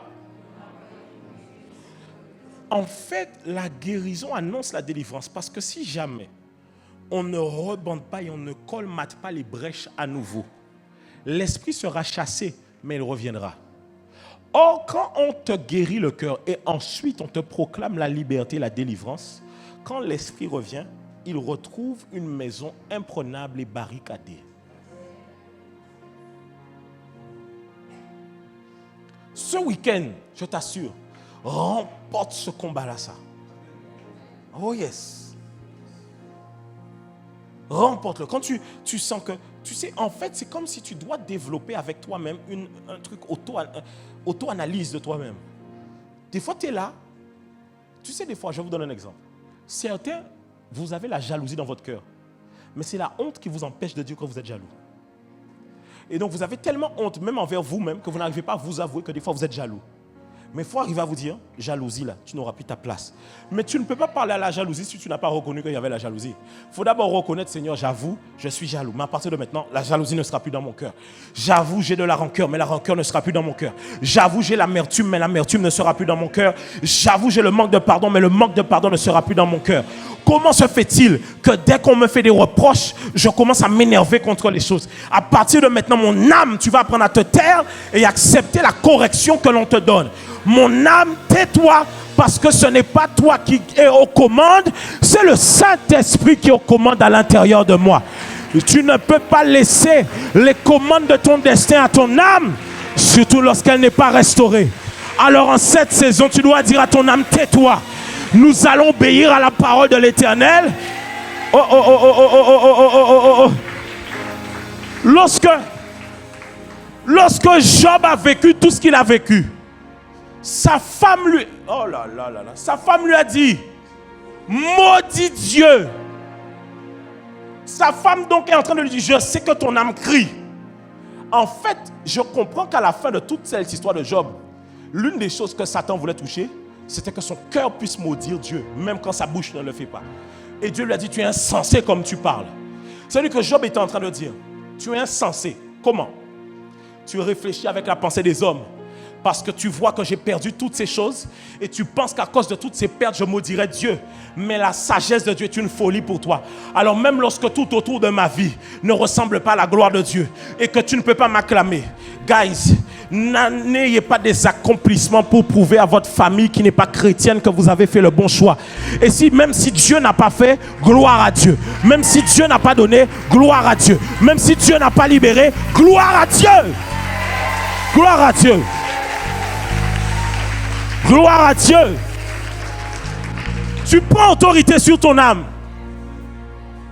Regarde, comment un couple peut aller au restaurant, sur le chemin s'embrouiller et continuer à aller au restaurant et bouder toute la soirée. Il fallait rentrer à la maison. En fait, c'est que votre âme a été bousculée et vous n'êtes pas encore en capacité de dire à votre âme, ferme ta bouche, parce que mon mari et moi, nous avons prévu un date, et ma femme et moi, on a prévu un date ce soir. Donc on ne va pas s'embrouiller, on ne va pas se fâcher, on va enjoy le moment comme il faut. Regarde. Quand tu t'embrouilles, même si tu es fiancé, tu es marié, peu importe, et tu es avec la personne avec qui tu es au restaurant, tu sais que ce n'est pas bien ce qui se passe. Tu sais que le blanc et le froid que vous avez n'est pas bien. Mais tu n'arrives pas à en sortir. C'est comme s'il y a un truc qui t'étrangle. Il y a un truc qui te bloque. Tu sens que c'est ça, mais c'est comme s'il y a un truc qui te dit, je ne vais pas quand même aller. En fait, personne ne parle. On se regarde, mais on sait qu'on est fâché. Et même, je vois maintenant beaucoup de vidéos où les couples montent ça en scène. Quand on est fâché, mais quand on se parle pas au loin, pas au Wi-Fi, Bluetooth dans la maison, en mode, on se dit des trucs. Et moi, je rigole même pas à ça. C'est des vidéos de gens immatures dans leur âme qui sont en train de te dire que c'est ça la norme d'un couple. On ne vit pas par notre âme. On ne vit pas par notre âme. Ce n'est pas l'âme qui t'amène au mariage, c'est l'esprit. C'est l'esprit. Remets-moi 2 Corinthiens 4, et mets-moi dans l'autre version que tu avais. L'autre version, 2 Corinthiens 4, je crois que c'était 10. Et remets-moi la version, il y avait une version que tu avais mise. 2 Corinthiens 4, 10, je crois que c'était semé au français courant. Nous renversons. Mais à moi, nous renversons les hauteurs. Verset suivant. Regarde, il dit quoi? Regardez, il dit quoi? Nous renversons les raisonnements et quoi? Qui s'élèvent avec quoi? Avec orgueil. C'est comme ça que tu vois, en fait, ton âme aime s'appuyer sur l'orgueil pour que tu résistes. Mais n'oublie jamais, Dieu résiste aux orgueilleux. En fait, ton âme aime te dire des choses. On t'a annoncé une mauvaise nouvelle, ton âme te dit, aujourd'hui, c'est une mauvaise journée pour nous. Ça veut dire que même quand on te fait rire, tu dis, j'ai pas envie de rire. C'est pas toi qui dis, j'ai pas envie de rire. C'est ton âme qui est en train de dire, on n'a pas envie de rire, donc on ne rit pas. Mais à un moment donné, qui est-ce qui commande ici? Qui est-ce qui commande ici? Qui est-ce qui commande ici? Le diable, quand il voit que vous êtes quelqu'un qui vibrait sur votre âme, c'est pour ça que quand vous avez des grâces prophétiques, et même quand vous êtes appelé au ministère prophétique, il faut faire très attention. Je sais de quoi, il faut faire très attention. L'endroit où Satan cogne les prophètes et les prophétesses, c'est l'âme. Parce qu'une fois que leur âme est meurtrie, tu dis n'importe quoi, tu fais n'importe quoi, tu agis n'importe comment, parce qu'en fait, tu agis sous l'impulsion de ce que tu sens à l'intérieur de toi. Mais cette année, tu ne veux pas rester là où tu es. Non. La Bible n'a pas dit marchez par l'âme et les émotions. Non. La Bible dit marchez par l'esprit et vous n'accomplirez pas les désirs de la chair. À partir de cette saison, décide de marcher par l'esprit. Quand ton âme voudra t'amener à gauche, tu diras on ira là où Dieu a prévu. Ton âme voudra te dire regarde bien, tu as péché. Ton esprit te dit tu as péché, retourne à l'église. Ton âme te dit non, reste en retrait. Tu dis mon âme, tais-toi à partir de cette saison. Ce n'est pas toi qui as le contrôle et tu n'as pas le dernier mot. Quelqu'un te fait du mal.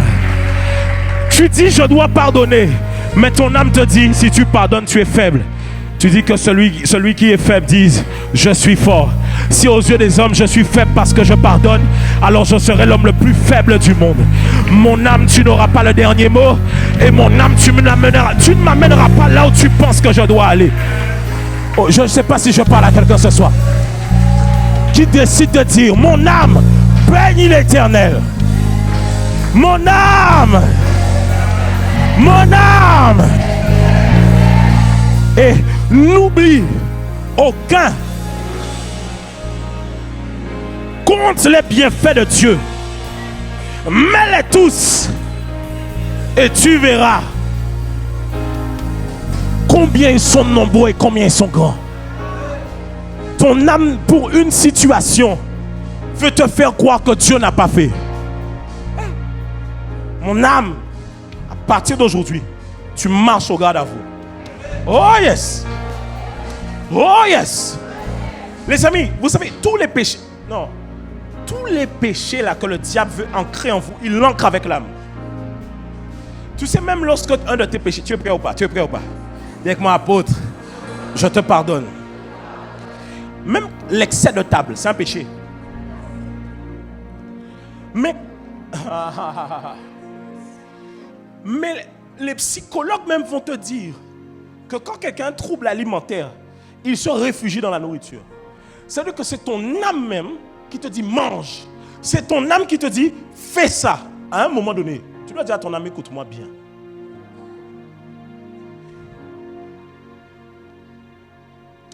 Dieu t'a créé. Et avec les émotions, tu mets des couleurs dans ma vie. C'est bien. Tu vois? Mais tu ne viendras pas me dire comment je dois faire les choses, surtout quand elles sont en désaccord avec la parole de Dieu. C'est pour ça qu'il dit, nous renversons et ensuite nous amenons toute pensée captive.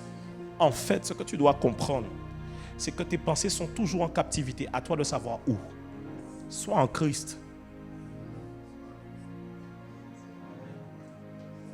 Je vous assure, si vous comprenez ça et que vous priez ce soir avec ça, en fait, il y a des esprits, ils n'auront plus jamais la même mission. Parce qu'en fait, quand ils reviendront pour s'agripper, ils n'auront plus d'antenne relais. Ils n'auront plus. Ils n'auront plus. Il dit, le prince de ce monde vient, mais comme il n'y a rien de lui en moi. C'est-à-dire qu'ils doivent, en fait, c'est comme s'ils te scannent, ils ne trouvent plus rien. Regarde. Même quand tu dors la nuit, la Bible dit, les songes viennent d'une multitude d'activités la journée. La chair t'a donné. Mais deuxièmement, certains rêves que tu fais ne sont que les rêves de ton âme. C'est que même, et regardez, même quand tu as des rêves impurs, pourquoi Satan vient toujours avec l'image d'un ex? Parce que c'est le pont direct vers ton âme. Direct. Il a l'accès direct. Il vient la nuit et il sème des choses à l'intérieur de toi. Si tu décides de faire ce travail, l'âme, c'est comme la boîte noire d'un avion. Un avion, quand il crache, on cherche la boîte noire pour savoir qu'est-ce qui s'est passé. Dans ton âme, tout ce qui s'est passé, c'est inscrit. C'est inscrit là-dedans. Si tu veux prendre si tu veux remporter les combats, il faut que tu commences toi-même à combattre les pensées que Satan veut envoyer. On a dit 1, d'où est-ce que ça vient? 2, quelles sont les invocations cachées? 3, la circoncision. Seigneur, je te demande sincèrement pardon. Parce que je pense comme un homme alors que je dois penser comme toi. Je réfléchis comme Satan alors que je dois penser comme toi. Je te demande pardon, change mes pensées. Change ma manière de voir les choses. Change, Seigneur, ces choses. Qu'à partir de cette saison, je sois aligné à ta volonté dans le nom de Jésus. Amen, amen, amen. Est-ce qu'on peut acclamer Jésus?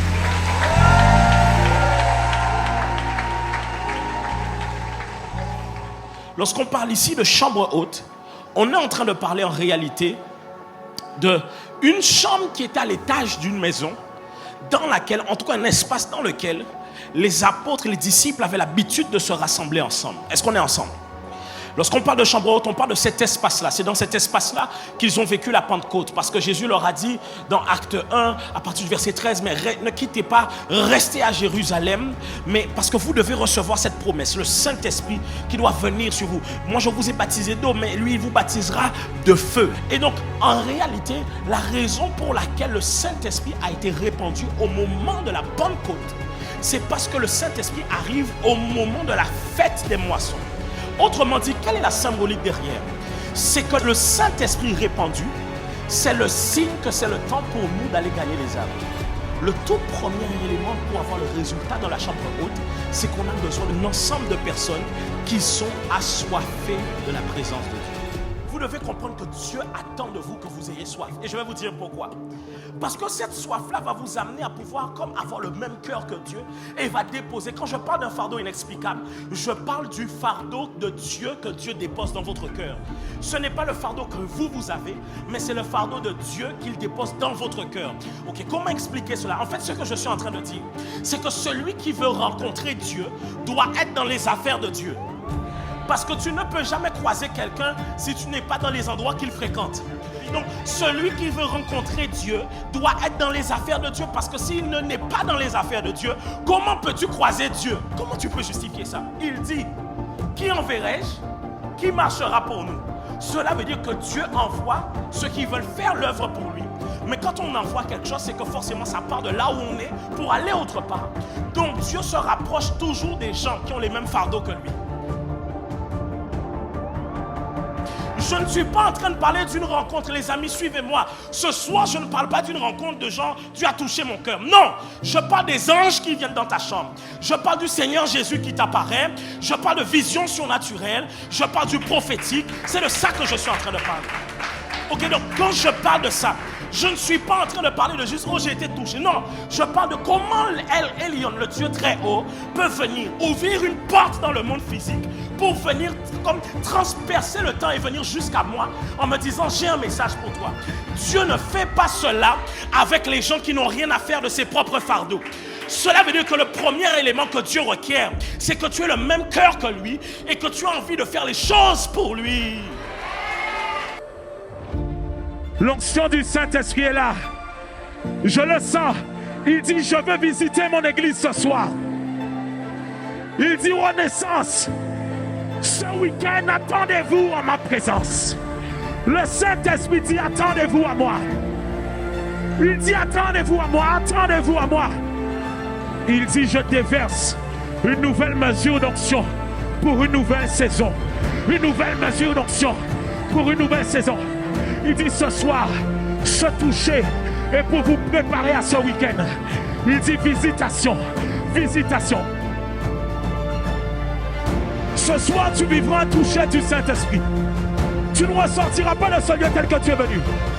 Il y a un toucher du Saint-Esprit pour toi ce soir. Il y a ta part pour toi ce soir. Là où tu disais, Seigneur, pourquoi moi je ne suis pas visité? Il dit ce soir, je viens à ta rencontre. Reçois, reçois, reçois, reçois.